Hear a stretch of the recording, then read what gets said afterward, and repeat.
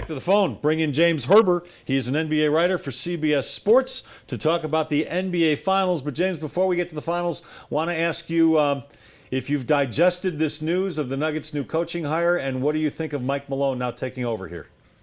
I got to tell you, I'm surprised. The whole thing is that Denver wanted to get back to running and playing fast, and this was sort of why Mike Malone had a falling out in Sacramento. He wanted to play old-school basketball, defense first, and that was not what the owners wanted to do. That was not what the front office wanted to do.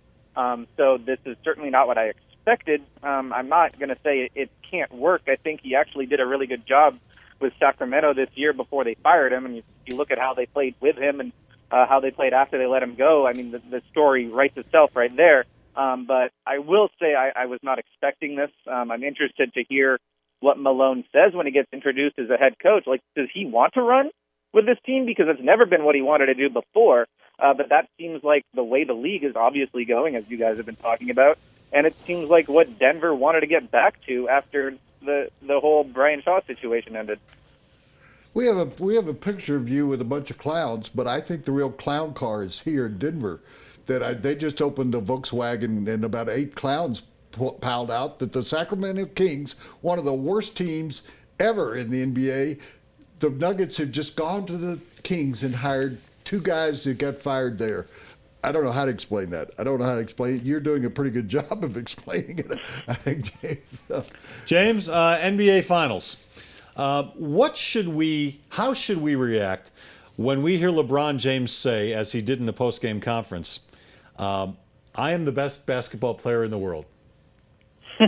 I wouldn't argue with him. The way that he's playing, I mean, yeah, he's shooting 40% from the field, but the way that he is, just kept going and kept producing, I realize that he's running out of steam in some of the fourth quarters of these games, but we've never seen a superstar do this much with this little help. I'm continually amazed with what he's done in these playoffs. I can't believe he's dragged the Cavs this far.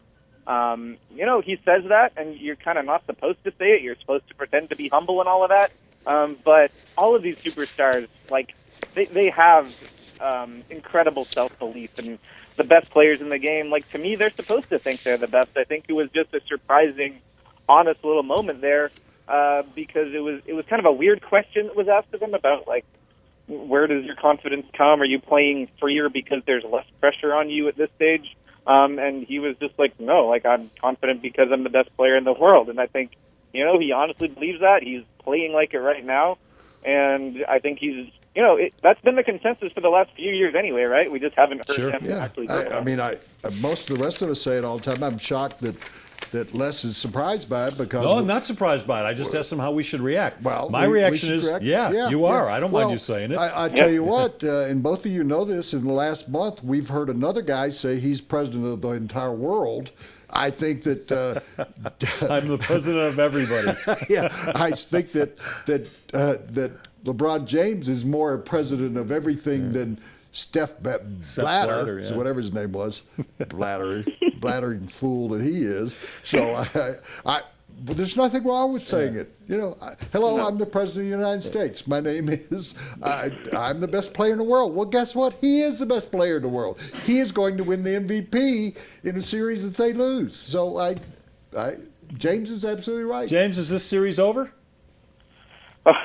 You don't want to count out LeBron. It feels wrong to do so. But I really think this is a lot like that Memphis series. And when the Warriors kind of solved the Grizzlies, they ran away with it. I think they kind of figured out the formula.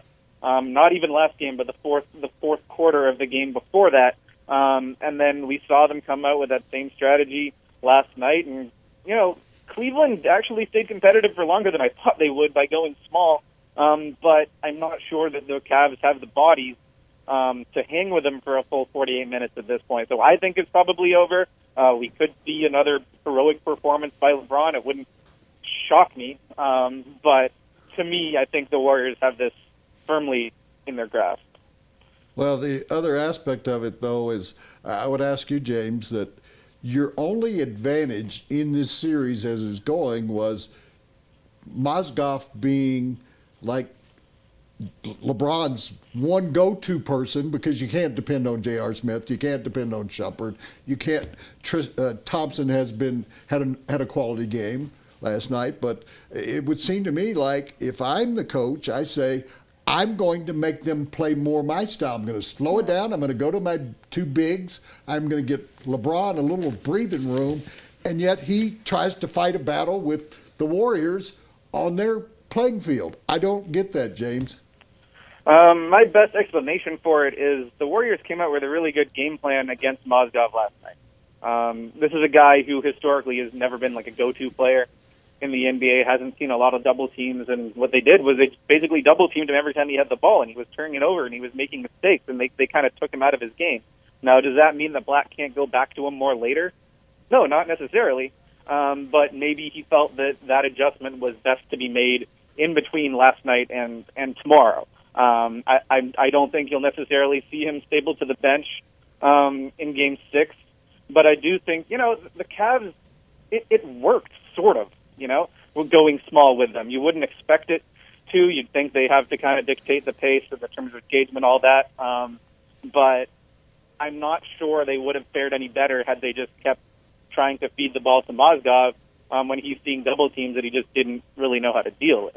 Our guest is James Herbert. He's an NBA writer for CBS Sports, and all guests are brought to you by Papa John's. Better ingredients, better pizza, Papa John's. James, is it too simple to put this series this way?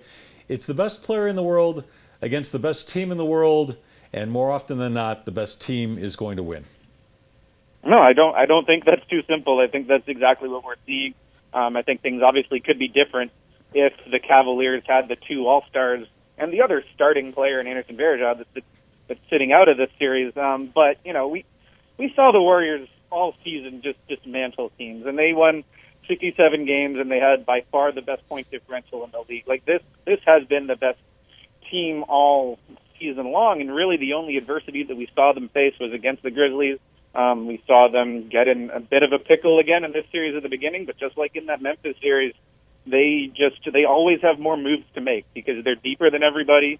They're more versatile than everybody, and there's not really another team in the league that can make adjustments like they can at both ends, like this Warriors team, just because they have so many weapons. And normally when you talk about weapons, you talk about, guys that can create their own shot, guys that can make plays for others, the sort of stuff that Cleveland's lacking right now outside of LeBron. But I think Golden State also has all these defensive weapons where they can make these changes from game to game, and that's what's got them through these playoffs, especially against Memphis and here against Cleveland. I think they're, they've been all season the team that you'd most trust, and you've really seen that in the playoffs. When they're down, it's not for long because Kerr always has another move to make. I think you brought it up. I do believe, and I picked 7 games, but that's not the reason why.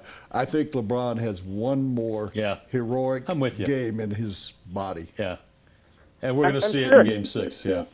Yeah, it's just, he had 40 points in a triple-double last night, and they still couldn't get it done. So I think he needs help. He needs more than he's getting. Like, maybe he can get a 50-point triple-double. I don't know. But it's really hard to ask him to do much more than he's doing.